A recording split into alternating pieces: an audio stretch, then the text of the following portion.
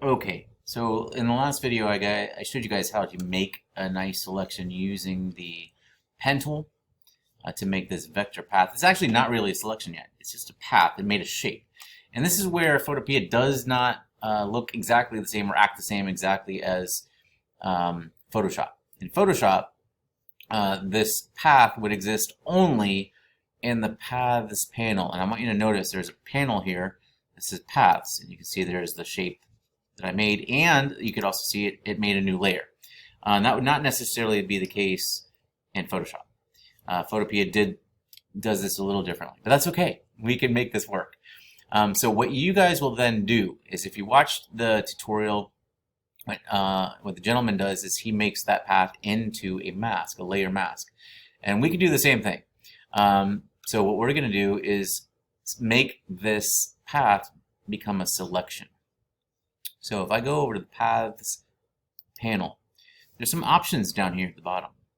One is selection. So if I click that, it now makes my path into a nice, neat selection, which is probably more accurate and precise than had I used any other means of making the selection. It's more precise because I told it exactly where to go. And I like that level of control for some things. When you want to be really precise, this is the way to do it, depending on the circumstances. So anyway, now that I have this selection, I can come back to my layers and I can apply this as a mask on the composite layer. So I'm going to click on my composite layer. Make sure you're on that top folder, okay? This shape right here, we're not going to even bother using anymore. I can turn that off. We just want to be on the composite layer. Now, when I add a layer mask, voila.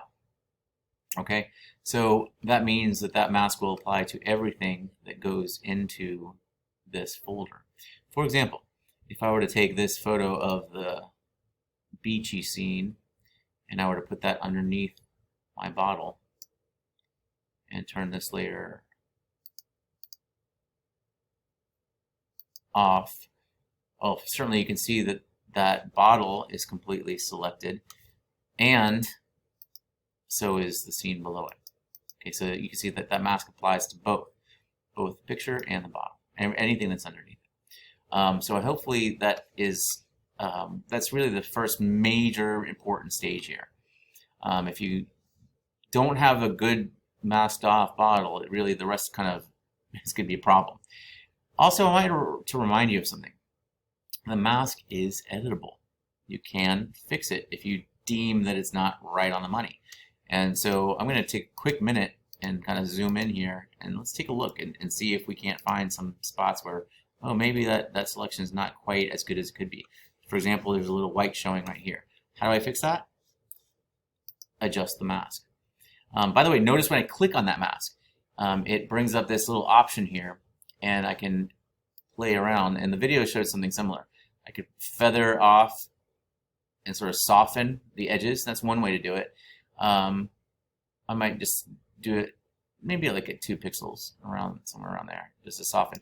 But I still have a little bit of white showing, and I could easily fix that just by using black and grabbing my paintbrush and making it small because it's huge right now. And let's look at the nature of the brush here. It's fairly hard edged, and it has an opacity of 60%. Maybe I'll just bump that up because I don't want that little white bit showing. Again, I really do encourage you guys to be mindful and patient with this first stage. I'm using the hand tool to sort of navigate around. I think that looks really good. I see I got a little white showing right there. I kind of come back and clean that up a little bit. If you do this first stage right, it'll really make the rest look much better, I think, and I feel good about it. All right, so that looks pretty good. And Command 0 puts that sort of back on, and I can see how it looks.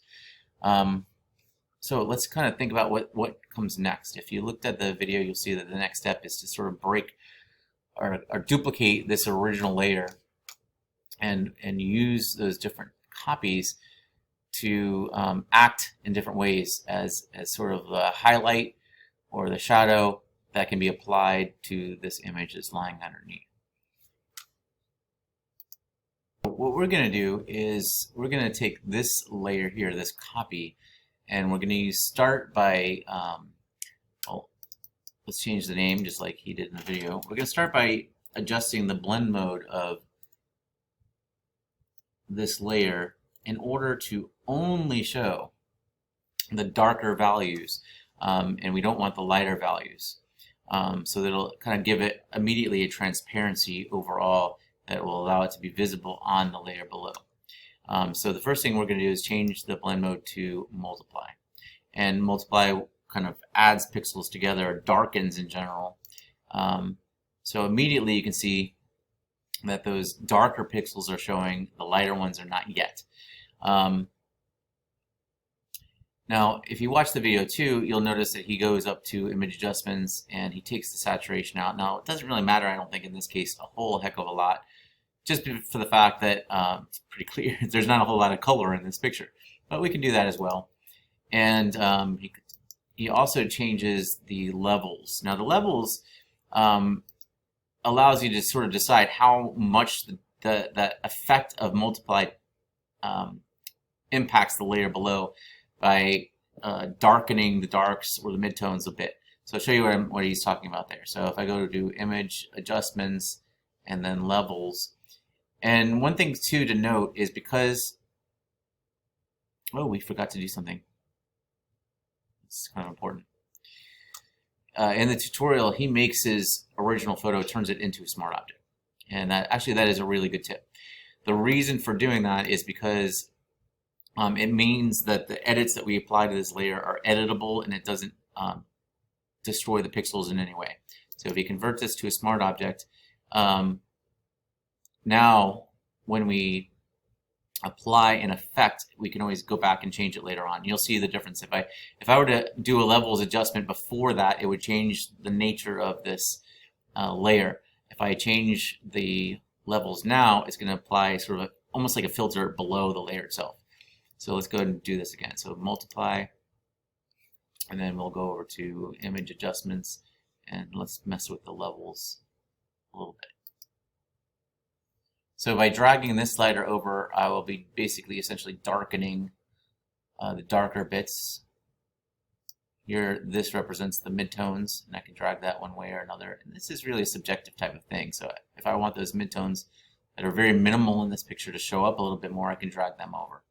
The beauty of this being as a smart object is for this reason. If I click OK, and later on I change my mind, that adjustment is here, and I could just click on it, bring back up the menu, if it'll let me here, come on. Yeah, there we go. And I can put it back. So this is a non-destructive way of editing so that you can change your mind. And I often do. So this allows you to sort of play with that. So we'll leave it there for now. Later on, I can go back and change my mind some more. This luminosity layer here that is basically darkening the image below, so all the shadowy bits of that glass jar are showing up, but only the shadowy bits.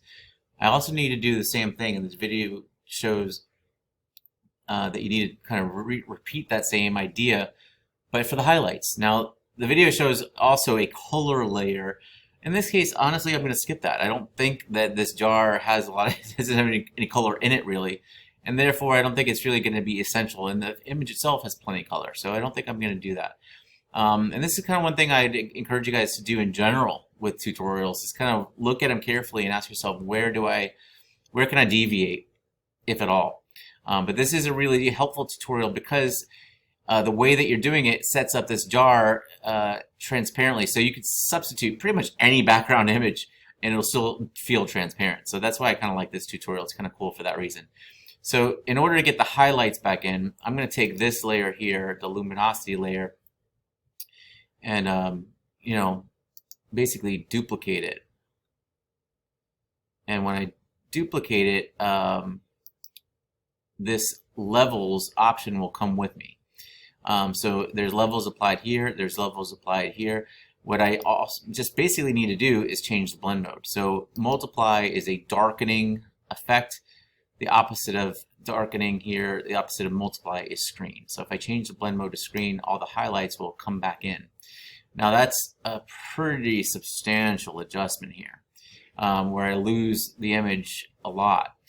The levels is where you can fix that. So if I come back over here and I double click on the levels, by playing around with these sliders, I'll be able to sort of bring back the image. So remember, this is lightening, this is the midtones. Wow, that's actually looking pretty nice right there. So bringing the midtones up a lot, and again, this is the darker values. You can see that this is really starting to crystallize. I want to show you a cool little trick that the video doesn't quite show too, that I think you might like a lot. And don't worry, by the way, I don't know if you noticed, but my image is kind of coming into the top of this jar here. I'll take care of that in a minute. There's one thing the video doesn't talk about, or he mentions it, but he doesn't show you how to do it, which is blending if. If you, I have a couple minutes here. If you right click on your layer, at the very top you'll see this option here which says blending options. Okay, click that. And down here it says blend if. And you have some options here. We're going to just leave it at gray. And you have current layer, and then you have background. It's kind of hard to explain exactly, so I think maybe demonstrating will help here. But if I take these sliders and I move them over one way or another, it basically changes how this layer is acting with the layer below in terms of blending if the lighter values or blending if the darker values. And you can see that on my image it's acting kind of weird. And the reason it's acting weird is because I'm dragging these sliders around as a pair, and that will give me sort of this hard edge where it's not blending if it's black or not blending if it's light. But this pair of these little sliders can be broken apart.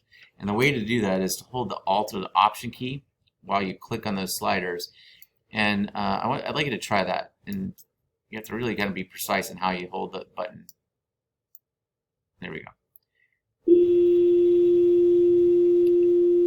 Now you can see this lighter one isn't doing a whole lot.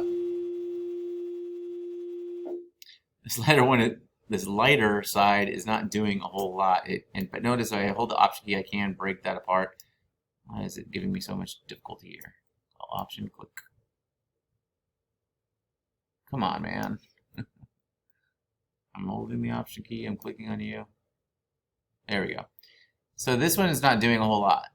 However, let's see what the other side does.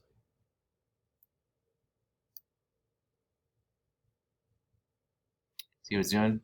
It's letting me bring in my background a little bit more.